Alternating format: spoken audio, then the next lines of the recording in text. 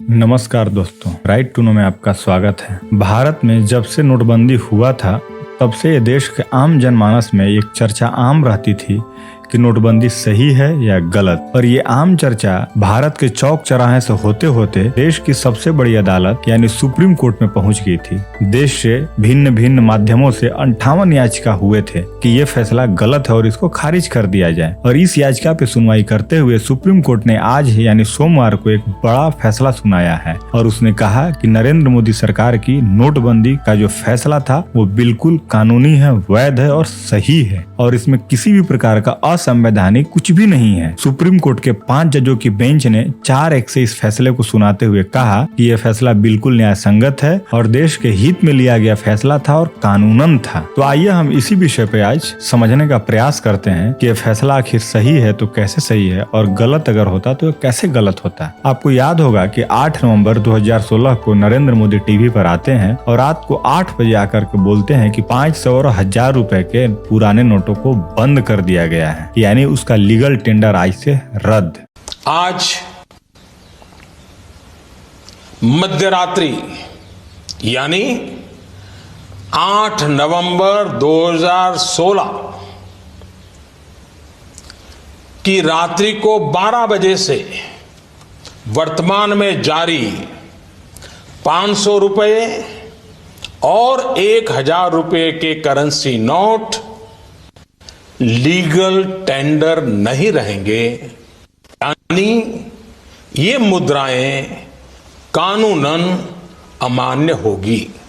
ये बयान आते ही देश में अफरा तफरी का माहौल मच गया था। बैंक के बाहर बड़े बड़े लाइन खड़े हो गए थे और देश के हर नागरिक को लग रहा था कि अब पैसा उनका जो पहले से 500 और 1000 के पुराने नोट हैं वो बर्बाद हो जाएंगे, जबकि सरकार की तरफ से बार बार ये बताया जा रहा था कि ऐसा कुछ भी नहीं है, आपको ठीक ढंग से उचित समय दिया जाएगा ताकि आप अपने 500 और 1000 के पुराने नोट समय पर बदल लें। लेकिन उसी समय से जो सरकार के विपक्ष हैं वो बार बार देश में एक कंट्रोवर्सी फैला रहे थे कि ये जो फैसला है वो गलत है और इस फैसले के पीछे किसी भी प्रकार का कोई तर्क नहीं है, जबकि सेंट्रल गवर्नमेंट कह रही थी कि इसके पीछे बहुत बड़ा तर्क है। इसी को लेकर के 58 याचिका दायर हुई और सुप्रीम कोर्ट ने टाइम दिया और सुप्रीम कोर्ट सुनवाई करते हुए सोमवार को जस्टिस BR गवई और जस्टिस नागरत्ना ने फैसला पढ़कर सुनाया। जस्टिस नजीर, जस्टिस गवई, जस्टिस बोपन्ना और जस्टिस रामा सुब्रमण्यम ने नोटबंदी को सही ठहराया, जबकि जस्टिस नागरत्ना ने इस फैसले पर असहमति जताई। उन्होंने बताया कि नोटबंदी का फैसला जो है वो गैर कानूनी था। बहुमत वाले फैसला को पढ़ते हुए जस्टिस गवई ने इस फैसले को सही क्यों बतलाया, आइए उसके कुछ पॉइंट्स को जानते हैं। उन्होंने कहा कि काला बाजारी और टेरर फंडिंग जैसे अपराध को रोकने के मकसद से नोटबंदी हुई थी और अब ये प्रासंगिक नहीं है कि वो मकसद हासिल हुए या नहीं। दूसरा, उन्होंने बताया कि ये नहीं कहा जा सकता कि पुराने नोट बदलने के लिए मिले 52 दिन सही नहीं थे, वो समय पर्याप्त थे और देश आराम से उतने में नोट बदल सकता था। उन्होंने आगे कहा कि किसी फैसले को इसलिए गलत नहीं ठहराया जा सकता क्योंकि वो सरकार ने लिया था।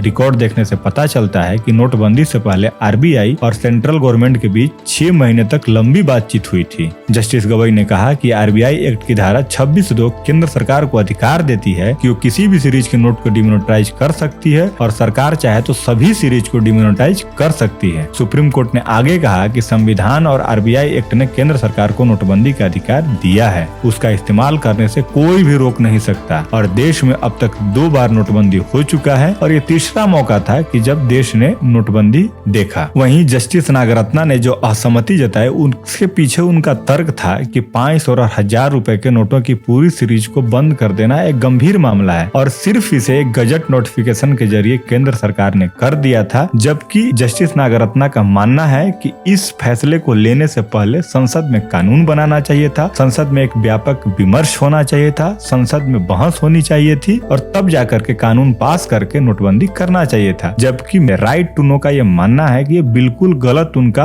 असहमति जताने का तरीका है, क्योंकि अगर इस प्रकार से होता तो जो भी थोड़ा बहुत हमारे पास काला धन आया था वो नहीं आता और जितने भी काला बाजारी और जितने भी टेरर फंडिंग होने थे वो सब कुछ रुक जाते और उसका कोई लाभ नहीं होता, यानी नोटबंदी करने का कोई मतलब नहीं रह जाता। वहीं इस विषय पर केंद्र सरकार ने जो कोर्ट के समक्ष तर्क रखे उसमें उन्होंने बताया कि जाली नोटों, बेहिसाब शराब, संपत्ति और टेरर फंडिंग जैसे गतिविधियों को रोकने के लिए नोटबंदी जरूरी थी। नोटबंदी को बाकी दूसरे आर्थिक नीतिगत उपायों से अलग करके नहीं देखा जाना चाहिए और इसकी जांच नहीं की जानी चाहिए। केंद्र ने तर्क दिया कि अर्थव्यवस्था को हुए फायदे और एक बार लोगों को हुई कठिनाई की तुलना नहीं की जा सकती। नोटबंदी ने जाली नोटों को सिस्टम से काफी हद तक बाहर किया और इसके साथ ही डिजिटल इकोनॉमी भी बढ़ी है। और ये कौन नहीं मानता कि नोटबंदी के बाद से ही डिजिटल रुपए का लेन देन बहुत हद तक बढ़ा। पेटीएम उसके बाद चमका, फोन पे, गूगल पे, भारत पे, अमेजन पे और कई तरह के पेमेंट इंटरफेस भारत में इजाद हुए और वो काफी चला और आज भारत में बहुत बड़े स्तर पे डिजिटल लेन देन होता है। आरबीआई का भी इस मुद्दे पर कहना था